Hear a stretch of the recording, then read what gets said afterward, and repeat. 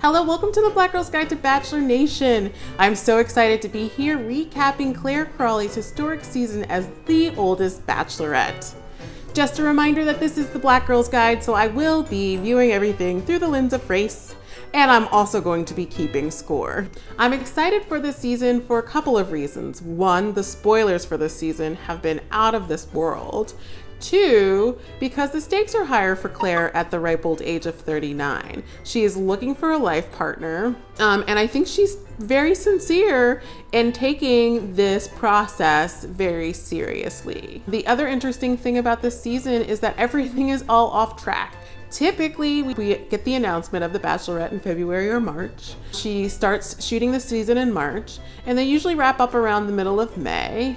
And then the season starts premiering somewhere around Memorial Day. This time, the day before shooting was supposed to start, the shelter-in-place order came and production halted. That means that not only are the stakes higher for Clare, the stakes are also higher for the men. So they left their jobs and their families in March thinking they were going to be away at most for an 8 to 10 week process.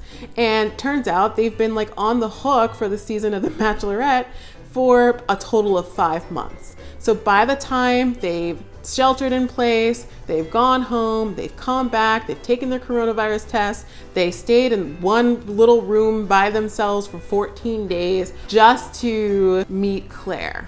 Imagine you put all that in and you could sit home night one. Not great. What's interesting about the way this show starts off is typically we see the lead walking through poppy fields, smelling roses, telling America how she's ready for love. This time we got her doing yoga in her hotel room, climbing the walls, and being very upset about not being able to see her mother, who is in a nursing home. Before we get to the limo exits, Chris and Clare have a fireside chat where they review Clare's journey, and we prepare to meet the men. Let's get to the limo exits.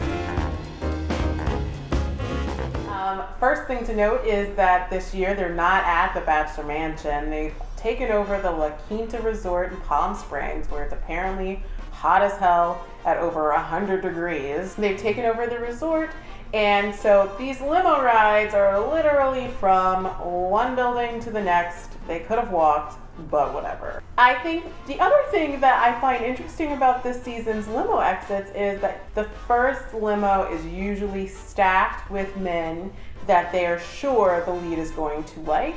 And I feel like this year was maybe the other way around.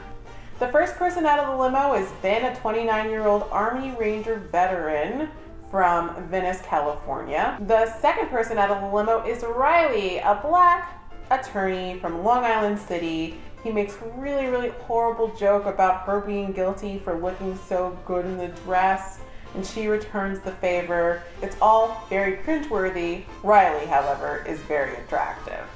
The next person out of the limo is Zach. He's a 36-year-old addiction specialist from Haddonfield, New Jersey. I won't say anything else. Zach says, the truth of the matter is, I'm glad that you didn't settle, I'm glad that I didn't settle, and I have a very good feeling about this. Jordan, a 30-year-old in black velvet shoes. He says to Clare, if you're thirsty, I'm a tall glass of water. I don't think I can go over all of these. There's Bennett, who is 36, in wealth management in New York City. He's giving us James Bond vibes as comes through in a Rolls Royce. I can't tell if he looks like Rupert Everett or the butler. Either way, the men are jealous. There's Tyler C, not that Tyler C from Hannah's season. Comes in a Clark Griswold style National Lampoon's station wagon. And he tells us that he's probably going to be like Uncle Eddie at the end of this. I mean, he's from West Virginia, and he's just really doubled down on the aw shucks, I'm from the country. There's Joe. He's an anesthesiologist from New York. He's one of our ones to watch. We get Dale. Dale is one of the people who has all of those rumors swirling around him. He's a former NFL player. He is tall and has chiseled good looks, and Claire is obviously taken with him. After Dale's limo exit, Chris Harrison comes out and checks on Claire. She tells Chris Harrison that she feels like she just met her husband. She's so excited, she's so giddy, she can't think about anything else. But I want to talk about a Frankenbite, because they're having this conversation and we don't actually see those words coming out of Claire's mouth. It appears that she says it, I'm sure she has. But one of my things on reality TV is if I don't see your lips moving, I can't be sure that you've said those words in that moment. Now, apparently, Dale was the last person to get out of the limo. And based on some of the previews we've seen, I don't know. I don't know if production is playing with us. I don't know. I don't know. We all move on to the cocktail party. Claire and Dale have a key conversation. He opens up to her about a family member that he can't see because of the coronavirus. He tells her that they're both empaths. In an ITM, she says everything about Dale feels so natural. He's got good energy vibes. My boy Joe, the anesthesiologist, has a setup with origami. I'm really liking Joe. Chris Harrison then brings up the first impression rose. Country boy Tyler apparently has some dirt on Yosef about the fact that he slid into one of his friend's DMs during the shutdown and tried to talk to her. He said instead of bringing it up to Claire, he was going to bring it up with Yosef. Well, Yosef then turns that right around and tries to get ahead of it and pulls Claire to the side to have a conversation about the said DM sliding. I would like to note that Yosef never denies that he actually did that thing.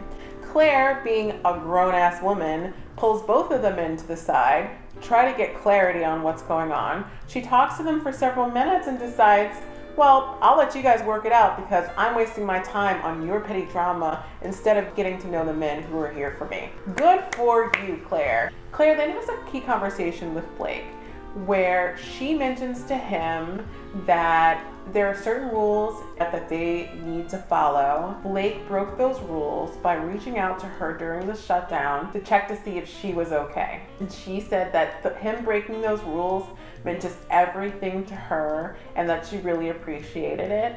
She then stands up and goes to retrieve the first impression rolls. Now, let's stop for a moment and address these spoilers that have been going around this season. Okay. Well, those Bachelor Nation gods do not want me to talk about the spoilers. The rumor is that during the shutdown, she messaged some people or a person. She has admitted that she has looked these men up on social media just to get a sense. She only communicated with one person through DM during the entire time or so, she says. The other exciting spoiler that's been floating around is that for whatever reason, Clare Crawley exits her season at some point, and we bring in Tasia Adams, who's from Colton Seasons. She apparently takes over the season. So I feel like the Bachelor producers have been really teasing us with that information. So if you're out here and you hear mention of Claysha, that is what that is in reference to. Anyway, back to that first impression rose. Claire picks up the first impression rose after having a discussion with Blake, and she walks around. It's that moment where everybody's like, oh goodness, here comes the first impression rose, and things suddenly turn serious. She then presents that first impression rose to Dale, kisses him. No one is surprised. And after that, she cuts off the cocktail party and goes straight to the rose ceremony without speaking to all of the men. All of the men, after they've been on the hook for 3 or 4 months at this point, have been away from their families for weeks on end, and she doesn't even bother to speak to them. The first person to get a rose, of course, is Blake. The last person to get this rose is Yosef, meaning that Tyler C., good old country boy from West Virginia, is leaving us empty-handed. At the end of this, they do their toast. She laughs and says that you guys are moving in. but it's quarantine, so you don't get to be in the mansion. Here are some other important people for you to know. There's Easy, who's a 29-year-old sports marketer. He comes in wearing a salmon suit, and he turns out to really be the narrator for this episode. And another important person for you to know is Chasen. Chasen is an IT professional from San Diego. He's wearing armor. Chasen is wearing armor. Why? Black Lady Rants.